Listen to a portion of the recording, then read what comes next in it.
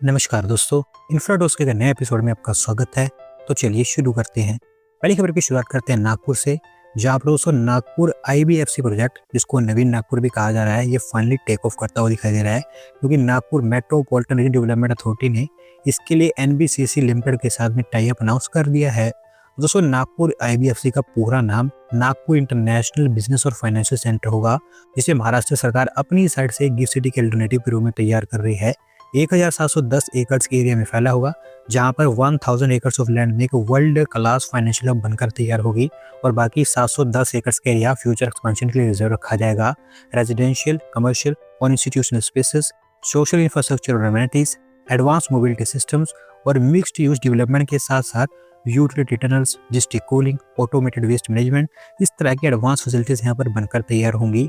Overall इसके पहले phase के ऊपर 2966 करोड़ रुपए खर्च किए जाएंगे और अब इसको लेकर काम स्टार्ट किया जा रहा है।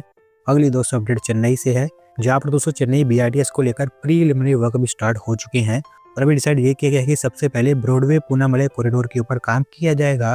दोस्तों चेन्नई कॉम्प्रिहेंसिव मोबिलिटी प्लान जो भी रिसेंटली प्रिपेयर किया गया है, उसके अंतर्गत चेन्नई बीआरटीएस में 3 लाइन्स प्रपोज की गई हैं, जहाँ पर सबसे पहले इसी लाइन के ऊपर काम होगा जो ब्रॉडवे को पूनामलई से कनेक्ट करेगी।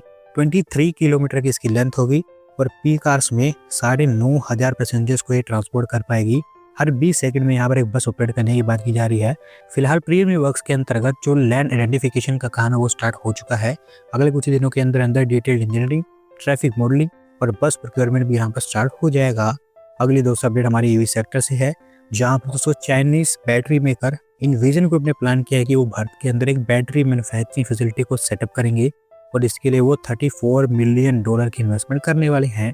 तो दोस्तों ये कंपनी चाइना की one of the biggest battery manufacturing company मानी जाती है, जो भारत के बैटरी मार्केट में अब बड़े स्केल पर काम करना चाहती है। 5 गीगावाट पर आवर की कैपेसिटी इनके द्वारा तैयार की जाएगी, जहां पर इनिशियली चाइना से सेल्स इंपोर्ट करके भारत में बैटरी सिस्टम असेंबल किए जाएंगे। इसके अलावा रैक्स और जो सॉफ्टवेयर जैसी चीजें हैं वो भारत में प्रोड्यूस की जाएंगी। धीरे धीरे पूरा इकोसिस्टम भारत में क्रिएट करेंगे। मोस्टली आप कह सकते हैं कि अगले 1.5 से 2 सालों के अंदर अंदर इनकी फैक्ट्री तैयार हो जाएगी।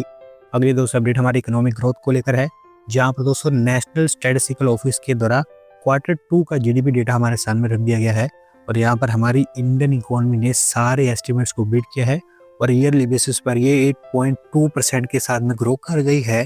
दोस्तों Q2 यानी कि जुलाई से सितंबर तक हमारे इकोनॉमिक ग्रोथ को लेकर बहुत सारी रिपोर्ट्स पब्लिश की गई थी।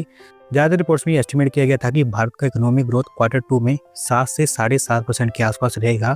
किसी ने एक्सपेक्ट नहीं किया था कि ये 8% को टच भी कर पाएगा। अभी 8% को उसने टच किया ही है और इवन उसको क्रॉस भी कर दिया है। पिछले 6 क्वार्टर्स में क्वार्टर वाइज हमें ये हाईएस्ट एवर ग्रोथ देखने को मिला है। पहले क्वार्टर में दोस्तों हमारा जीडीपी ग्रोथ 7.8% था, तो उसे मिलाकर पहले हाफ में हमारा जीडीपी ग्रोथ 8% पर स्टैंड करता है। अगर चीज़ें ऐसी चलते रहती हैं, जो कि चलेंगी ही, क्योंकि फेस्टिवल के दौरान भारत में अच्छी खासी शॉपिंग देखने को मिली है, तो इस फाइनेंशियल ईयर में भी हम काफ़ी इजीली 7% से ऊपर ग्रो कर पाएंगे। अगली दोस्तों अपडेट हमारे फाइनेंशियल कैपिटल मुंबई से है, जहाँ पर दोस्तों Brihan Mumbai municipal corporation multiple parks और प्लेग्राउंड्स को रेनोवेट करने जा रही है और इसके लिए अभी उन्होंने टेंडर फ्लोट किए हैं। दोस्तों ये रेनोवेशन का काम मलाड, कांदिवली, माटुंगा और पारेल इन अलग अलग एरियाज में होगा, जहाँ पर फिलहाल 4 पार्क्स और प्लेग्राउंड्स को इनके द्वारा शॉर्टलिस्ट किया गया है। 26 करोड़ रुपये यहाँ पर बीएमसी खर्च करने वाला है और क्योंकि अभी टेंडरिंग स्टार्ट हो चुकी है, तो उनका टारगेट है कि अगले 11 महीने के अंदर अंदर ये रेनोवेशन कंप्लीट कर दिया जाए। अगली दोस्तों अपडेट फिर से तमिलनाडु से है, जहाँ पर दोस्तों विक्रम सोलर के द्वारा उनकी brand new solar factory commission कर दी गई है और इसे तंजावुर के अंदर वल्लम टाउन में उनके द्वारा तैयार किया गया है। तो दोस्तों इस फैक्ट्री का कंस्ट्रक्शन विक्रम सोलर के द्वारा पिछले कई सालों से लगातार किया जा रहा था, अभी बनकर तैयार हो चुकी है और ये भारत की वन ऑफ द लार्जेस्ट और एडवांस सोलर फैक्ट्री बताई जा रही है, क्योंकि 5 गीगावाट की यहाँ पर कैपेसिटी तैयार की गई है और सोलर मॉड्यूल्स यहाँ पर मैन्युफैक्चर होने वाले हैं। 27,000 स्क्वायर मीटर के एरिया में फैली है और ओवरऑल यहाँ पर आपको हंड्रेड्स ऑफ जॉब्स इसके थ्रू जनरेट होती हुई दिखाई देंगी। अगली दोस्तों अपडेट एक डिफेंस डील को लेकर है, जहाँ पर दोस्तों भारत और फ्रांस के बीच में भी एक और डिफेंस डील साइन हो गई है वेपन्स की मैन्युफैक्चरिंग को लेकर और इसके अंतर्गत दोनों देश मिलकर फ्रांस के हैमर वेपन की मैन्युफैक्चरिंग भारत के अंदर करेंगे। दोस्तों हैमर के बारे में आपको बता दूं कि ये एक smart precision guided air to ground weapon है, जिसका इस्तेमाल हमने ऑपरेशन सिंदूर के दौरान पाकिस्तान के अगेंस्ट भी किया था। बंकर और शेल्टर्स को डिस्ट्रॉय करने के लिए इसका इस्तेमाल होता है। राफेल में ऑलरेडी इनको इक्विप कर रखा है और अभी हमारे जो तेजस जेट्स है उनमें भी इनको इक्विप किया जाएगा और इसी कारण से अब भारत के अंदर इनकी मैन्युफैक्चरिंग होगी भारत इलेक्ट्रॉनिक्स लिमिटेड और सैफरन इलेक्ट्रॉनिक्स एंड डिफेंस, इनके बीच में ये एमओयू साइन हुआ है, जहां पर दोनों कंपनीज मिलकर एक जॉइंट वेंचर फॉर्म करेंगी। 50-50% स्टेक दोनों कंपनीज के पास होगा। अभी देखना ये है कि कौन सी स्टेट में मैन्युफैक्चरिंग काम होता है। आज की दोस्तों आखिरी अपडेट हमारी रेलवेज की तरफ से है, जहां पर दोस्तों वेस्टर्न रेलवेज ने इंदौर नागपुर वंदे भारत ट्रेन को भी और एक्सपांड कर दिया है और अब ये 16 कोचेस के साथ में ऑपरेट हुआ करेगी। तो दोस्तों ये वंदे भारत ट्रेन अभी फिलहाल 8 कोचेस के साथ में ऑपरेट हुआ करती थी, पर क्योंकि काफ़ी हाई ऑक्यूपेंसी देखने को मिल रही थी, तो इसी कारण डिसाइड किया गया है कि अब यहाँ पर 16 कोचेस के साथ इसको ऑपरेट किया जाएगा।